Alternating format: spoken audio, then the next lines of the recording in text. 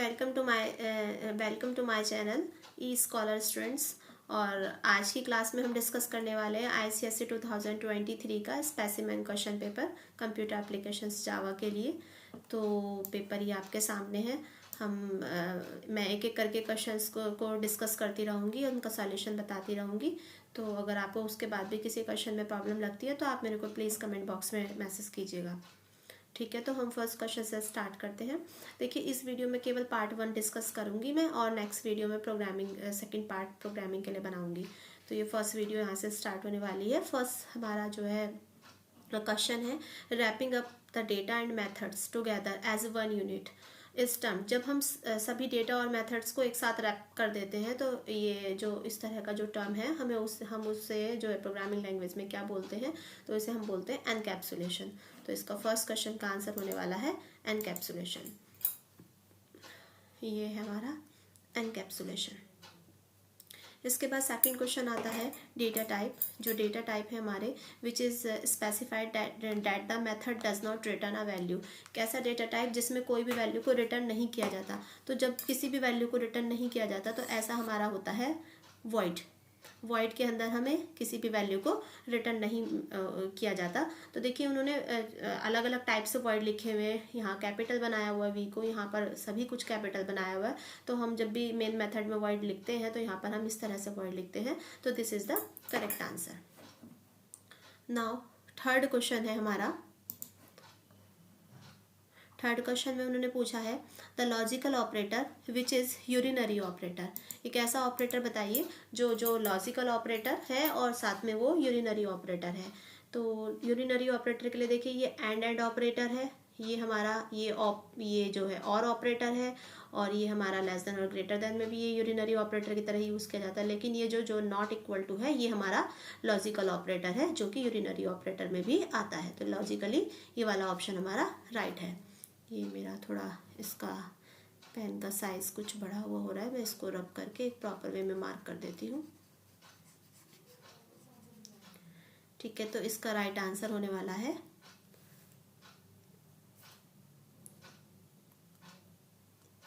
ये, इसका right answer है नॉट ऑपरेटर। ओके, नेक्स्ट आता है हमारी स्कैनर क्लास। स्कैनर क्लास जो है वो कैसी क्लास है? Scanner class is a primitive class, derived class, wrapper class, और ये दूसरा लास्ट ऑप्शन है सुपर क्लास।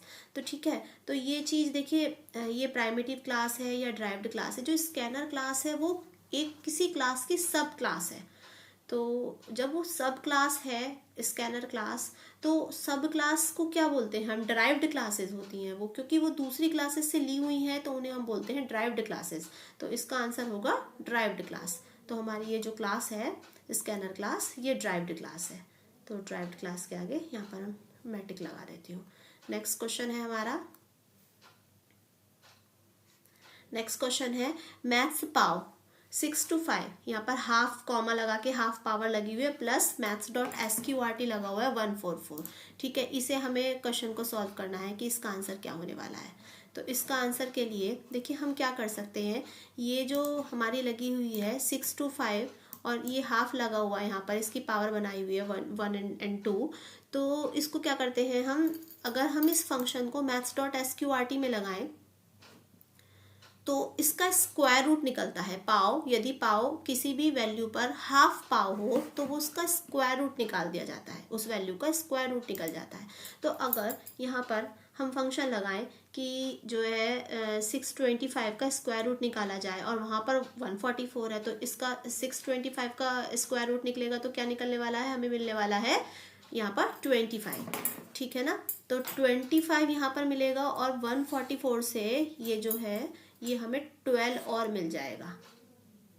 144 से 12 और मिल जाएगा।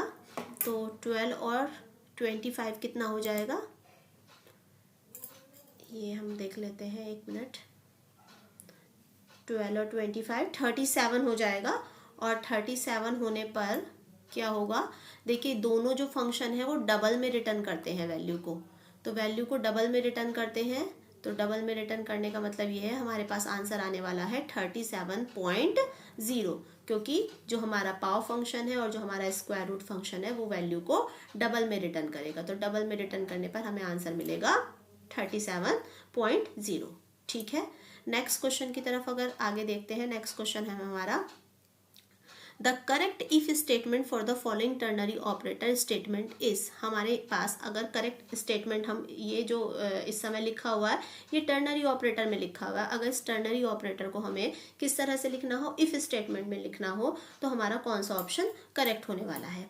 तो अगर देखिए टर्नरी ऑपरेटर में क्या होता है, पहले यहाँ पर system dot out dot println में n को 2 से मॉड किया है ना, और फिर 2 से मॉड करने पर पहली वाली कंडीशन में वो बोल रहे हैं क्या आना है, ट्रू आना है, और सेकंड नंबर पर क्या आना है, फॉल्स आना है। इट मीन्स अगर कंडीशन ट्रू होती है, यानी पहली वाली कंडीशन अगर ट्रू हो जाती है तो ट्रू प्रिंट कराना है, और अगर फॉल्स होती है तो सेकंड नंबर पर हमें फॉल्स प्रिंट कराना है। तो यहाँ पर प्रिंट कराने की बात हो रही है कि क्या प्रिंट कराना है, तो प्रिंट हमें ट्रू और फॉल्स कराना है। तो अगर हम पहले क्वेश्चन को देखें, if n mod 2 is equal to 0 है तो रिटर्न ट्रू करेगा, एज रिटर्न फॉल्स करेगा। तो देखिए लिखा हुआ तो सही है, लेकिन यहाँ पर रिटर्न का तो कोई मतलब नहीं है, रिटर्न ऑप्शन के तो उन्होंने नहीं कहा, उन्होंने कहा आपको प्रिंट कराना है ट्रू और फॉल्स। तो प्रिंट कराना है, तो प्रिंट कराने के लिए पहले हम ऑप्शन देख लेते हैं कि भाई कहाँ पर दिया हुआ है, n mod 2 है इज इक्वल टू 0 दे रखा है उन्होंने, तो यहाँ पर भी प्रिंटिंग की बात कर रहे हैं। कंडीशन ट्रू है, लेकिन कंडीशन ट्रू होने पर रिटर्न ट्रू कराया है, एज रिटर्न फॉल्स कराया, तो ये स्टेटमेंट भी सही नहीं है। If n mod 2 is equal to 0 हो तो SOPLN में ट्रू करा देना, अदरवाइज SOPLN में फॉल्स करा देना, तो यानी सी ऑप्शन करेक्ट होने वाला है, तो इसका आंसर है सी। नेक्स्ट क्वेश्चन देखते हैं, नेक्स्ट क्वेश्चन क्या है हमारा,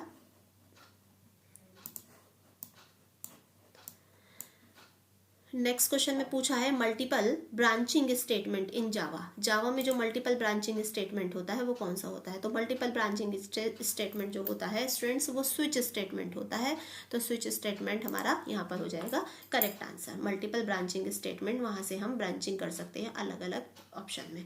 the number of bytes occupied by the constant 45, number of bite, ठीक है, कितने जो बाइट होते हैं 45 में। अब देखिए इस क्वेश्चन के लिए पहले ये देखना होगा कि ये जो 45 है ये 45 किस नंबर में जा सकता है, ये जो 45 है इस 45 को हम किस तरह के डेटा टाइप में स्टोर कर सकते हैं। तो देखिए 45 को हम इंट में स्टोर कर सकते हैं, है ना। 45 को वैसे तो हम शॉर्ट में भी डाल सकते हैं, लेकिन एक प्रॉपर जो तरीके से डाल सकते हैं वो हम इसे इंट में डाल सकते हैं। तो अगर हम इसे इंट में डाल सकते हैं तो इंट जो होता है डेटा टाइप वो कितने बाइट स्टोर करता है, तो भाई देखो इंट जो डेटा टाइप होता है वो स्टोर करता है 4 डेटा टाइप। तो जब 4 डेटा टाइप स्टोर करता है तो 45 किस में जाने वाला है, इंट में, तो इसका आंसर क्या होना चाहिए, 4 बाइट्स होना चाहिए। इंट जो है 4 बाइट स्टोर करता है, तो इसका आंसर 4 बाइट होना चाहिए। इसके बाद नेक्स्ट क्वेश्चन पे चलते हैं, do while loop is. Do while loop जो है वो कैसा लूप है, तो डू देखिए यहाँ पर आपने 2 तरह के लूप पढ़े होंगे, एक है हमारा एंट्री कंट्रोल लूप और एक होते हैं एग्जिट कंट्रोल लूप। अब देखो एंट्री कंट्रोल लूप जो होते हैं वो क्या करते हैं, वो एंट्री पर ही एक कंडीशन लगा देते हैं, अगर आपकी वो कंडीशन सही है तभी हम आप एंट्री कर पाएंगे, मतलब एंट्री रेस्ट्रिक्टेड लूप होते हैं।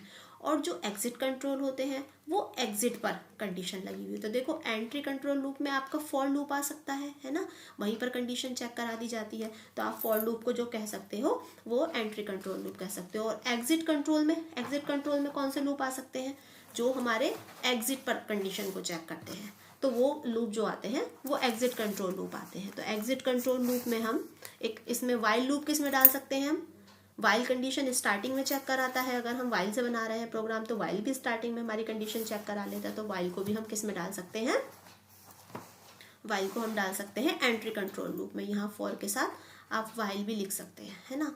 और एक डू वाइल लूप होता है, डू वाइल को हम किस में डाल सकते हैं, डू वाइल का मतलब स्टार्टिंग में डू करो भाई, है ना, कोई कंडीशन नहीं दे रखी है क्या करना है कैसा है, जो भी कुछ है तुम्हें पहले स्टार्ट कर देना है करना, तो ये जो हमारा डू वाइल होगा वो हमारा एग्जिट कंट्रोल लूप में चला जाएगा। तो यहाँ पर उन्होंने हमसे डू वाइल के बारे में ही पूछा है कि जो डू वाइल लूप है वो आपका किस तरह का लूप है, तो डू वाइल जो लूप है वो हमारा कैसा लूप हो जाएगा, एग्जिट कंट्रोल लूप हो जाएगा, क्योंकि डू स्टार्टिंग में करना होता है और लास्ट में हमें जाकर कंडीशन को चेक करना होता है, तो डू वाइल हमारा एग्जिट कंट्रोल लूप हो जाएगा। ठीक है, तो हम नेक्स्ट क्वेश्चन पर चलते हैं। नेक्स्ट क्वेश्चन क्या है,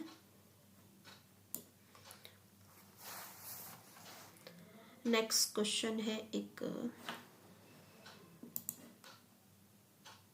नेक्स्ट क्वेश्चन में एक लूप दे रखा है क्वेश्चन नंबर 10 में, अच्छा, लूप दे रखा है, लूप के अंदर क्या पूछा है उन्होंने, एक लूप है वो यहाँ कह रहे हैं, लूप को हम अभी पढ़ेंगे। How many times the inner loop executed, यानी जो अंदर वाला लूप है, इनर लूप जो है वो कितनी बार एग्जीक्यूट होगा। तो चलिए भाई चेक कर लेते हैं अंदर वाला लूप हमारा कितनी बार एग्जीक्यूट होना है। तो पहले नंबर पर अगर हम चेक करें तो पहले नंबर पर उन्होंने दे रखा है के अंदर 1 है, के अंदर 1 है, और उसके बाद के को कितना चलाना है, के को चलाना है हमें लेस देन और इक्वल टू 2 तक चलाना है के को हमें। तो देखिए फर्स्ट नंबर पर अगर यहाँ पर आता है तो के अंदर 1, यानी लूप ने एंट्री की अंदर एंट्री की, तो m के अंदर उसे 1 मिला, और m को कहाँ तक रन करना है, 4 टाइम रन करना है, इक्वल टू 4 हो जाना चाहिए, तो यानी 4 टाइम ये रन हो गया हमारा लूप। अब यहाँ से रन होने के बाद भाई देखो यहाँ से 1 हुआ, उसने पहली बार रन हुआ है ना, सेकंड टाइम रन हुआ, थर्ड टाइम रन हुआ, फोर्थ टाइम, तो 4 टाइम रन हुआ, यहाँ कंडीशन फॉल्स हो गई, तो ये कहाँ से निकल कर बाहर आ गया है ना, यहाँ पर आया, और यहाँ से निकलने के बाद कहाँ आ गया, बाहर आ गया डायरेक्ट। अब बाहर आने के बाद अभी k इज इक्वल टू 1 था, तो पहली बार एग्जीक्यूट हुआ तो 4 टाइम एग्जीक्यूट हुआ।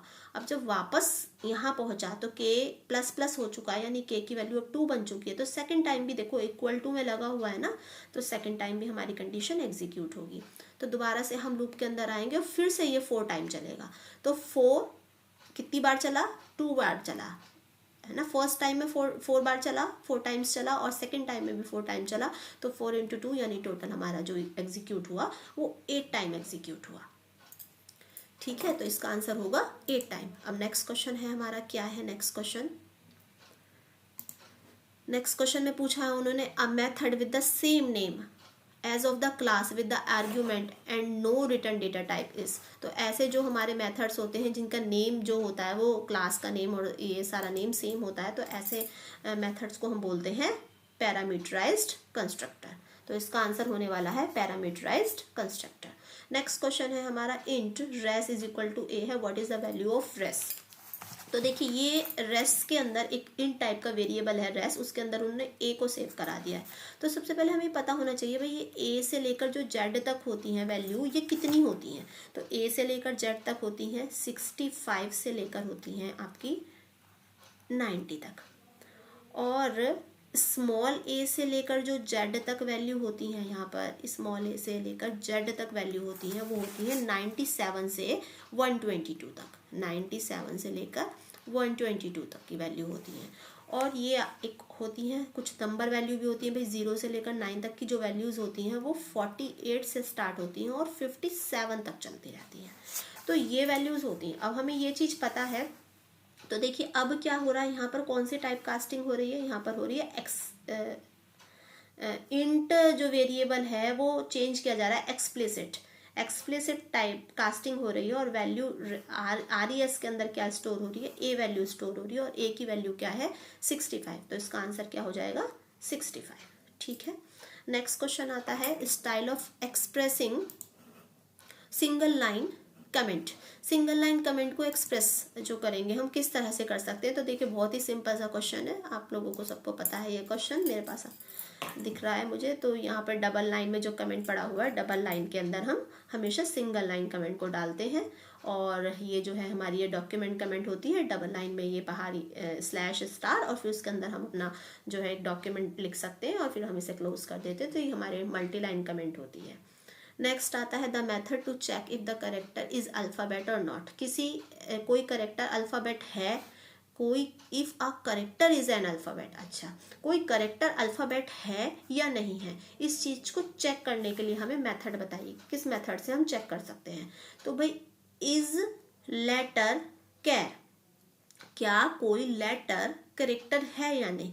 तो सही लिखने का तरीका यही है, लेटर में L कैपिटल रहता है और इज में स्मॉल रहता है, तो this is the correct method. तो इसका आंसर हो गया ये।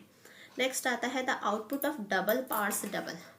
इसका आउटपुट क्या होने वाला है। तो क्वेश्चन दिया उन्होंने डबल पार्स डबल और एक वैल्यू डाली हुई है यहाँ पर। तो देखो ये अभी उन्होंने यहाँ पर डबल कोटे में वैल्यू डाली हुई है। डबल कोटेशन में वैल्यू डालने का मतलब ये होता है कि ये जो वैल्यू है ये स्ट्रिंग की तरह से स्टोर हुई है। इसका मतलब इस समय 71.25 नहीं है, ये जो वैल्यू है ये एक स्ट्रिंग वैल्यू है ना। तो अब यहाँ पर इस फंक्शन ने क्या किया, डबल डॉट पार्स डबल ने इस स्ट्रिंग वैल्यू को डबल में चेंज कर दिया। तो अभी देखो दिखने को तो हमें ये अभी भी 71.25 दिख रही है, लेकिन एक्चुअल में 71.25 डेसिमल मतलब एक नंबर वैल्यू नहीं है, एक स्ट्रिंग वैल्यू है। लेकिन इस फंक्शन ने इसे 71.25 बना दिया और इसके अंदर हमें क्या प्लस करना है, इसके अंदर हमें 0.75 प्लस करना है। तो मैं इसे प्लस कर रही हूँ, 5 10 7 to 9 10 और 2 और यहाँ 7। तो इसका आंसर क्या आने वाला है, इसका आंसर होने वाला है 72.0। तो ये आंसर इसका करेक्ट हो जाएगा। नेक्स्ट क्वेश्चन की तरफ चलते हैं। नेक्स्ट क्वेश्चन में उसने हमसे क्या आया है, the method to convert a string to upper case. किसी मैथड को, किसी जो है एक मैथड का नाम बताना है जो एक स्ट्रिंग को अपर केस में कन्वर्ट कर देता है। तो भाई स्ट्रिंग को अपर केस में कन्वर्ट कर देता है, तो यहाँ पर दिख रहा है मुझे to upper case string, to upper case string, लेकिन लिखने का तरीका क्या है कि अपर का यू कैपिटल होता है और केस का सी कैपिटल होता है, टू का टी स्मॉल होता है। मतलब हमने देखा था ना लास्ट में भी अभी आया था मैथड हमारा, तो उसमें इज का आई स्मॉल था, तो इसी तरह से इसमें टी स्मॉल होता है टी, और अपर का यू कैपिटल है, सी कैपिटल है, स्ट्रिंग को करना है, तो इसका आंसर हो जाएगा इज अपर स्ट्रिंग। तो इसका आंसर ये टिक लगा देते हैं, is upper string. Next question, the output of the method determination सब स्ट्रिंग 26। अब देखिए ये क्वेश्चन है यहाँ पर डिटर्मिनेशन, इसका हमें सब स्ट्रिंग करना है। सब स्ट्रिंग का मतलब होता है जो एक स्ट्रिंग है उसका सब पार्ट निकाल देना, है ना। सब पार्ट निकालना, देखो इसकी जो इंडेक्स वैल्यूज होती हैं वो आपने पढ़ी होंगी, 0 से स्टार्ट होती है, 0 1 2 3 4, है ना, ऐसे ही चलती चली जाएंगी, 5 6 7 8 9 10 11 और 12, ये वैल्यूज हैं इसकी।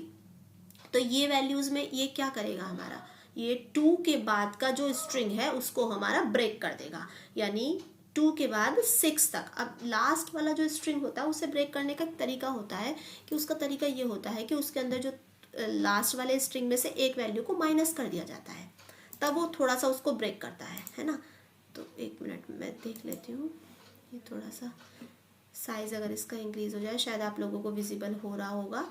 तो यहाँ पर हमारा है, ये दिख रहा है हमको, ये 0 1 2, तो 2 से क्या टूटा है, टी टूटा है, टी ब्रेक हो गया, यहाँ से टी से ब्रेक हो गया, क्योंकि टी का जो इंडेक्स नंबर है वो 2 है, इसके इंडेक्स नंबर हमेशा 0 से स्टार्ट होते हैं, 0 1 2 3 4 इस तरह से। तो 2 से ब्रेक हुआ और 6 लास्ट स्ट्रिंग है, तो 6 - 1 यानी 5 तक हमें ब्रेक करना है, यहाँ तक। तो हमारा क्या टर्म ब्रेक हुआ है, क्या चीज़ हमारी ब्रेक हुई है, हमारी ब्रेक हुई है टी, फिर उसके बाद ई, फिर आर और एम, ये हमारा आंसर है टर्म। तो ये हमें टर्म आंसर मिल जाएगा और टर्म हमारा क्लियर हो जाएगा। तो कहाँ से डबल कोटेशन में था, तो ये हमारा ब्रेक हो गया, टी आर एम सब कैपिटल में है ना, तो कैपिटल में है तो ये चीज़ ब्रेक हो जाएगी, यानी ए आंसर होगा उसका। नेक्स्ट क्वेश्चन है हमारा। नेक्स्ट क्वेश्चन में क्या पूछा उसने कि जो द एरे इंट एक्स, और ये देखो जब भी ऐसे जो रेक्टेंगल बॉक्स में के वाले ब्रैकेट बने होते हैं तो इसकी क्या वैल्यू होती है, ये जो होता है साइन, ये एरे का साइन होता है, तो एरे का साइन होता है। अब एरे जो है ना 10 और एक्स स्टोर कर रहा है, एक्स कैसा है, इन टाइप का है। तो जब इन टाइप का है, अभी हमें पता है कि इंट टाइप का वेरिएबल है, तो इंट टाइप के वेरिएबल की जो वो होती है कैपेसिटी होती है, वो कितनी बाइट होती है, 4 बाइट होती है, ये होती है। अभी कितना है इसका साइज है 10, तो भाई आंसर क्या होना चाहिए, 10 × 4 = 40 बाइट, तो आंसर होगा इसका 40 byte. Next, the element of x4। अब x4 का जो एलिमेंट होगा, तो x4 का एलिमेंट चेक कर लेते हैं, है ना। तो 1 2 3 0 1 2 3 और 4, तो 4th नंबर पर कौन सा एलिमेंट मिल रहा है मेरे को, ये 16 एलिमेंट मिल रहा है, तो 16 is the correct answer. Next आता है name the type of error date occurs in the following statement. भाई कौन सा एरर होने वाला है, ये एरर बताना है हमें। तो एरर बताने के लिए math.sqrt फॉर्मूला लगा है, 24 - 25 है, तो इट मीन्स -1 मिला मुझे ब्रैकेट में। अब हमने पढ़ा है कि जो sqrt फंक्शन होता है वो माइनस वैल्यूज पर काम नहीं करता है, तो भाई यहाँ पर अगर माइनस में आ रही है वैल्यू और वो माइनस पर काम नहीं करता है, तो यानी कि हमारा यहाँ पे प्रोग्राम में एरर आएगा, नल एरर, है ना, क्योंकि वो तो फंक्शन सपोर्ट ही नहीं करेगा जब यहाँ पर उसको -1 मिलेगा। तो यहाँ 24 -1 है तो यहाँ पर -1 मिलेगा, तो यहाँ पर उसको एरर मिलेगा, और जब एरर मिलेगा तो नैन रिटर्न करेगा, और नैन रिटर्न करने पर यहाँ पर एरर होगा लॉजिकल एरर। तो देखिए अलग अलग तरह के एरर होते हैं। सिंटैक्स एरर होता है, यहाँ पर एक सिंटैक्स एरर दे रखा है। सिंटैक्स एरर में क्या करता है, ना तो कंपाइल करता है प्रोग्राम को, है ना, कंपाइल भी नहीं करेगा प्रोग्राम को, और जी रन भी नहीं करेगा प्रोग्राम को आपके, ठीक है, और ना ही उसका आउटपुट देगा, आउटपुट भी नहीं देगा। प्रोग्राम के एरर भी अलग हैं। और जो रन टाइम एरर है उसमें कंपाइल तो करेगा साथ में, ये भी इस पर भी क्वेश्चंस आते हैं, है ना, तो कंपाइल तो करेगा बट जो डिजायर्ड आउटपुट है वो आउटपुट नहीं मिलने वाला है। अच्छा, लॉजिकल एरर में कंपाइल होता है और रन होता है, बट जो आउटपुट आता है वो रॉन्ग आउटपुट आता है ना, तो यहाँ पर प्रोग्राम में रॉन्ग आउटपुट आएगा, नैन वाली वैल्यू आ जाएगी। तो इस तरह से हमारा ये लॉजिकल एरर होने वाला है। चलिए भाई नेक्स्ट क्वेश्चन की तरफ चलते हैं। नेक्स्ट क्वेश्चन क्या है हमारा, नेक्स्ट क्वेश्चन में एक क्वेश्चन दे रखा है, वैल्यू को इवेलुएट करना है। तो वैल्यू को इवेलुएट करने के लिए हम अपनी एक्सप्रेशंस पहले देख लेते हैं जल्दी से। मैं एक क्वेश्चन यहाँ पर नोट कर लेती हूँ भाई। जेड की वैल्यू उन्होंने 10 दे रखी है, और जेड इज इक्वल टू दे रखा है उन्होंने plus is equal to A plus plus और प्लस माइनस, ठीक है। इक्वेशन बनाते हैं जल्दी से।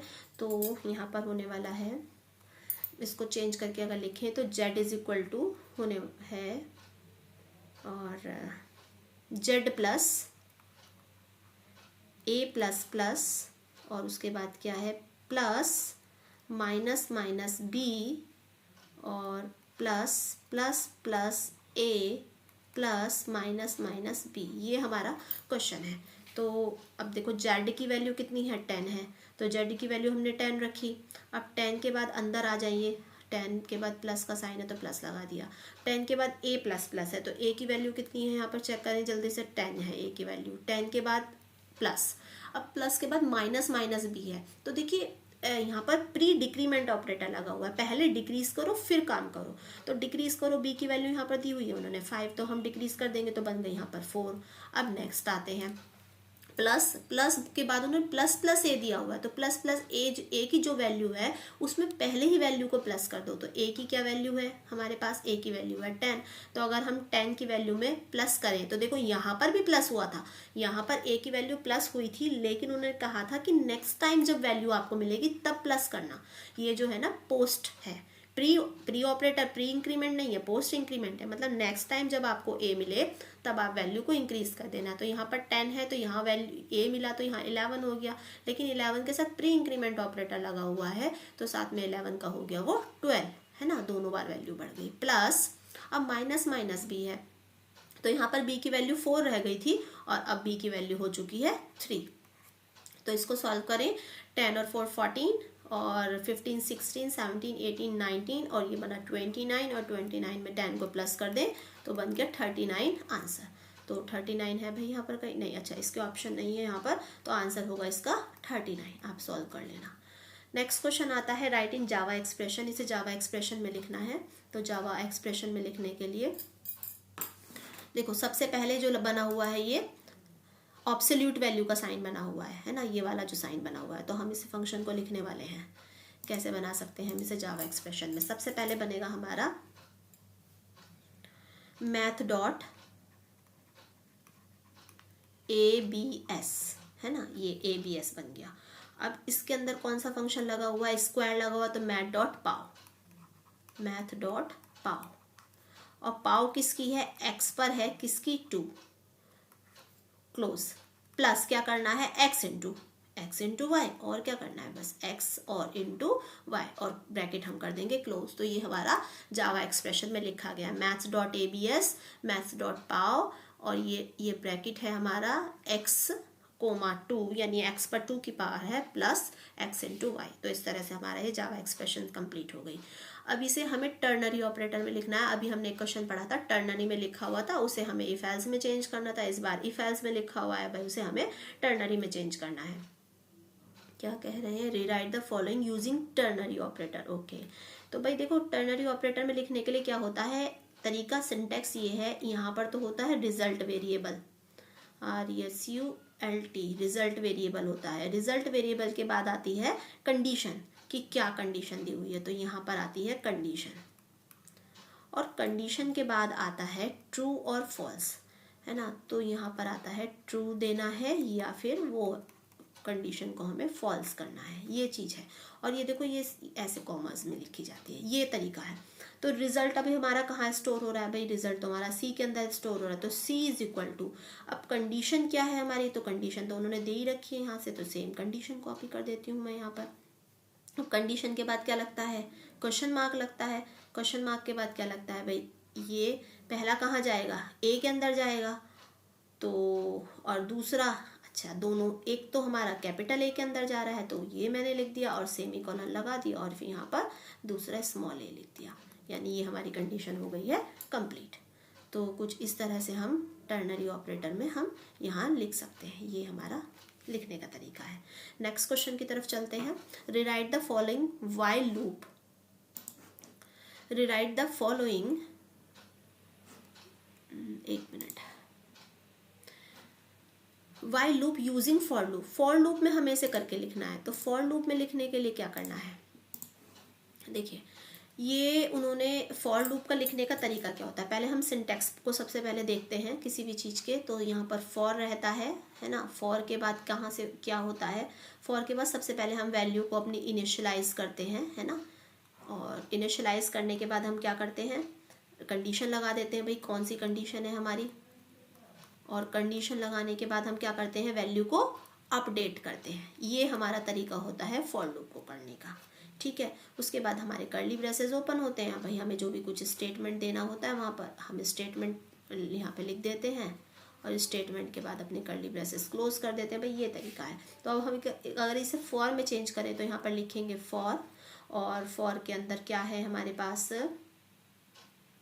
एक्स है। तो अगर मैं इसे कहूँ int X is equal to, कहाँ से लूप स्टार्ट हो रहा है 5 से, तो int X is equal to 5, और x है लेस देन और इक्वल टू कर दें इसे 5, और वैल्यू अपडेट भी हो रही है तो x प्लस प्लस भी कर दें साथ में। तो ये इतना हो गया हमारा। अब कर्ली ब्रेसेस अगर हम ओपन करें तो देखो कोई प्रिंटिंग स्टेटमेंट दे रखा उन्होंने लूप के अंदर, नहीं लूप के अंदर तो कोई प्रिंटिंग स्टेटमेंट नहीं दे रखा, ये वैल्यू अपडेट करने के लिए दी हुई है, तो ये तो हम यहाँ ले आए फॉर लूप में। तो जब प्रिंटिंग स्टेटमेंट है ही नहीं तो यहाँ होगा ही नहीं कुछ प्रिंटिंग स्टेटमेंट, और लास्ट में हम क्या प्रिंट कर देंगे, SOPLN में जो उन्होंने प्रिंट करवाया है, भाई लूप के बाहर उन्होंने x को प्रिंट करवाया है तो हम भी लूप के बाहर x को प्रिंट करा देंगे। तो ये हमारा बन चुका है फॉर लूप से। नेक्स्ट प्रोग्राम, नेक्स्ट क्वेश्चन देखते हैं। नेक्स्ट क्वेश्चन क्या है हमारा, तो नेक्स्ट क्वेश्चन के लिए नेक्स्ट क्वेश्चन है हमारा, how many types the following loop will get executed and what is the output of the same. कि भाई ये जो लूप दे रखा है वो कितनी बार एग्जीक्यूट होगा और उस लूप का आउटपुट क्या होने वाला है। तो ठीक है, लूप पढ़ना शुरू करते हैं। मिनट, ये है हमारा इंट के अंदर उन्होंने काउंटर डाला हुआ है 1, उसके बाद लूप को स्टार्ट किया है, डू किया है, तो चलिए चलाते हैं। डू करेगा, अंदर आएगा, काउंटर को प्रिंट करेगा। तो काउंटर को प्रिंट करेगा तो इट मीन्स क्या प्रिंट करेगा, अगर पहली बार फर्स्ट टाइम लूप चलेगा तो क्या प्रिंट करेगा, 1 प्रिंट कर देगा। उसके बाद यहाँ पर कंडीशन चेक करेगा, काउंटर को प्लस करेगा यानी 2 कर देगा। अब इस समय काउंटर जो वैल्यू है हमारे यहाँ 2, हमारे पास 2 हो गई है, और 2 को उसने देखा, चेक किया, 5 से लेस देन है, यस है, तो फिर ऊपर चला गया और डू किया। डू से फिर अंदर आया यहाँ, और यहाँ पर आने के बाद उसने काउंटर को प्लस फिर से प्रिंट करा दिया, तो भाई सेकंड नंबर पर उसने 2 प्रिंट करा दिया। फिर यहाँ आया, काउंटर वेरिएबल को प्लस किया, यहाँ 3 हो चुका है। अब फिर से कंडीशन चेक की, भाई 5 से लेस देन अभी भी है, और फिर वो ऊपर जाएगा, अंदर आया, यहाँ पर फिर से काउंटर को उसने प्रिंट कराया, तो इस बार थर्ड टाइम उसने 3 प्रिंट करा दिया। इसी तरह से उसने 4 टाइम प्रिंट कराया, और 4th टाइम उसने 4 प्रिंट कराया है यहाँ पर, और 5th टाइम पर क्या प्रिंट कराएगा, देखिए यहाँ पर 4 हुआ है ना, 4 पर उसने यहाँ प्रिंट कराया था, अब 4 होने के बाद यहाँ 5 हो गया, प्लस करने पर यहाँ 5 हो गया। उसने यहाँ पर कंडीशन देखी, यहाँ पर 5 होकर गया है, वो ऊपर गया, उसने डू किया, यहाँ पर प्रिंट कराया, प्रिंट कराने के बाद क्या प्रिंट करा दिया, काउंटर को प्रिंट करा दिया, यानी 5 भी प्रिंट हो गया है। अब अंदर आया, जैसे ही उसने वैल्यू को चेंज किया तो यहाँ कंडीशन हो गई फॉल्स, है ना। कंडीशन फॉल्स हो गई तो कंडीशन फॉल्स हो गई, तो क्या वो लूप प्रिंट कराएगा? नहीं कराएगा। एक बार दोबारा से देखते हैं, क्वेश्चन थोड़ा सा बदला हुआ सा है, तो देखो पहले फिर से देखते हैं। हमारा काउंटर 1 है, डू किया हमने, यहाँ काउंटर को प्रिंट कराया, फर्स्ट नंबर पर 1 प्रिंट हो गया। उसके बाद लूप काउंटर 2 हो चुका है, कंडीशन अभी भी ट्रू है, अंदर आया, उसने 2 को भी प्रिंट करा दिया सेकंड नंबर पर। फिर कंडीशन काउंटर को 3 कर दिया, कंडीशन चेक हुई, अंदर आया, फिर उसने 3 को भी प्रिंट करा दिया। उसके बाद है ना, 3 को प्रिंट कराने के बाद हम यहाँ 4 हो चुका है, 4 नंबर पर आया, अभी भी लेस देन है, ऊपर गया और उसने 4 को भी प्रिंट करा दिया। अब देखो 5th नंबर पर जैसे यहाँ पर उसने 4 को प्रिंट करा दिया, अब वो आया है 5th नंबर पर, तो 5th नंबर पर लूप चला है ना, यहाँ पर उसने प्रिंटिंग कराई है, लेकिन यहाँ कंडीशन क्या हो गई है? फॉल्स हो चुकी है, तो लूप जो है हमारा स्टॉप हो जाएगा। तो आंसर क्या होगा? कितनी बार लूप चला? 5 टाइम लूप चला, तो answer will be 5। Next question है अब हमारा मिसिसिपी। मिसिसिपी है एक वर्ड दे रखा है उन्होंने, और कह रहे हैं dot replace S to T T. तो सिंपल सा क्वेश्चन है, भाई लोअर केस में उसे रिप्लेस करना है, तो लोअर केस में रिप्लेस करने के लिए जहां पर भी एस एस आया है वहां पर क्या होने वाला है? टी होने वाला है। तो हमारा आंसर क्या हो जाएगा? एम आई, ये जो डबल एस है, डबल एस के प्लेस पे बस डबल टी हो जाएगा, आप इसे करके लिख सकते हो, और लोअर में हो जाएगा। ठीक है, बस इतना सा फर्क पड़ने वाला है। तो ये क्वेश्चन हो गया हमारा। नेक्स्ट क्वेश्चन ये है अब हमारा reduce to compare to revolt. तो देखो इस क्वेश्चन में थोड़ा सा चेंज है, रेड्यूस हमें इसे कंपेयर करना है रिवॉल्ट से। तो रिवॉल्ट से कंपेयर करने के लिए क्या करेंगे? जितना पहले हमारा हो पा रहा है, देखो आर यहाँ भी है, यहाँ भी है, यहाँ डी है और यहाँ पर वी है, तो हमें यहाँ से कंपेयरिंग करनी है। तो देखो डी और वी को कंपेयर कराने के लिए तरीका क्या है? डी से नेक्स्ट जो हमारा नंबर है अल्फाबेट नंबर, वहां से वी तक काउंट कर लेते हैं। D, E, F, G, H, I, J, K, L, M, N, N, O, P, Q, R, S, T, U, we.